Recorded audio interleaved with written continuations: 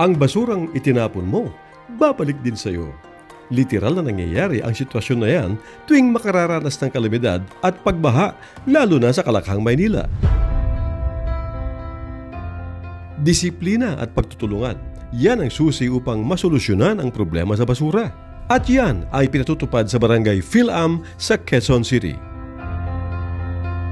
Actually po, marami nang gumagawa nito, lalo dito sa Quezon City, doon sa kanilang programa ng good governance. Pero sa buong kapuluan po, andyan ang DILG na isa sa ngayon nakatutok para yung mga ganitong proyekto ay matularan.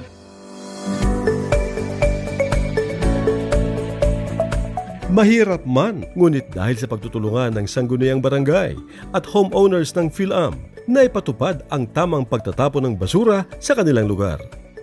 Nilalabas lang ang basura sa araw ng hakot.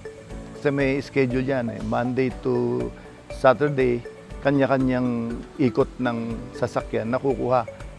Sa atin, marami tayong puno, meron tayong yard waste twice a week. Yung ating residuals, yung talagang hindi na kailangan, every Thursday lang yan. Ngayon, tapos yung ating mga recyclables, meron tayong umiikot every day na kinukuha nila yung karton, papel, bote, plastic, lahat. Binibenta nila at nakakabawas yan sa ating pinsala sa kapaligiran.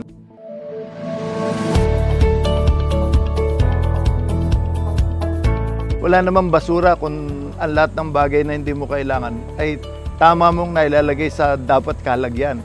So hindi basura tawag doon kasi sabi nga, napapakinabangan mo yan, recycling, reduce, reuse, and recycle. So katulad ng kitchen waste, nagiging pataba. Every morning from 7 to 12, lahat ng kitchen waste ng households dinadala doon. May pila sa umaga doon, may parada ng mga timba.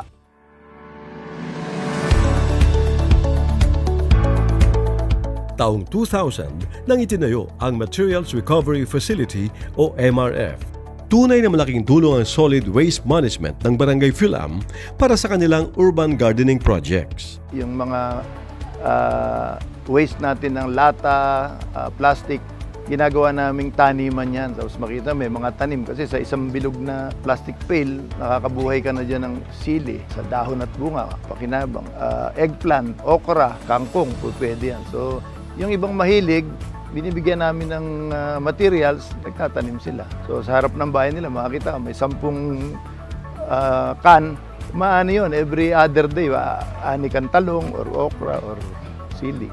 Ang Barangay PhilAm ay patuloy na nagbibigay ng magandang halimbawa bilang isa sa mga nangunguna at dumaraming bilang ng mga pamayanan sa bansa na ipinapatupad ang barangay-based, cost-effective, ecological solid waste management program.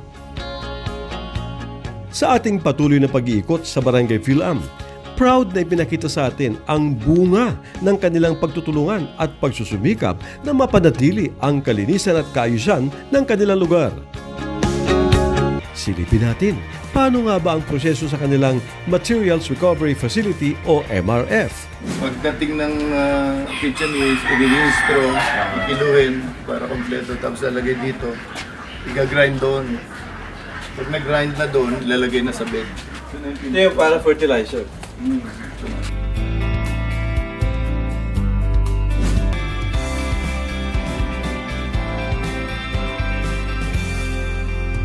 May mga alaga ding hayop sa PhilAm Ecology Center tulad ng mga itik, bibi, manok, kalapati at dagang kosta.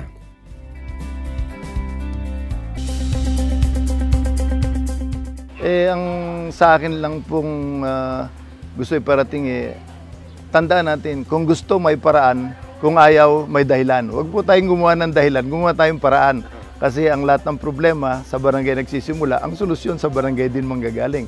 Hindi uunlad ng Pilipinas nang hindi uunlad muna ang barangay. Kaya yun po ang aking mensahe. Simulan natin sa ating pamumuno sa barangay at ito'y aakyat sa pang-nasyonal at uunlad yung ating bansa.